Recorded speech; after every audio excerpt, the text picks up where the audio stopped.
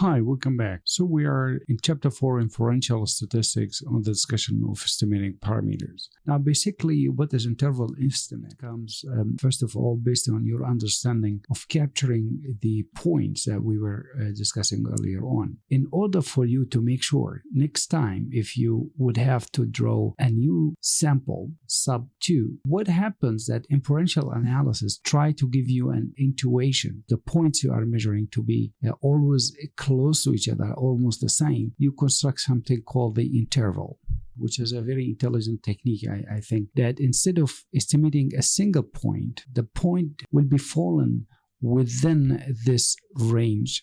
Your estimation is not exactly constant at the point that you captured. So if this happens to be your x bar 1, you might refer to this equation in here. For this, the variance you captured, refer to this equation. If it's a proportion, this equation. Now we say plus and minus, as we said, this is a plus side and this minus. What? This is the term that trying to be added in order to come up with the values in a plus and minus, a table called the t-test table, and this value basically depends on something called the alpha level. So usually alpha related to the level of confidence that you are looking at, and then you got of course the standard deviation you calculate from the sample divided by the square root of the number of the sample, and these are the numbers that contribute to this calculation, which is actually the confidence, the variance, and the sample number. Now look at the variance. This time we're going to use something called the chi-square table. It's a standard table just like t, but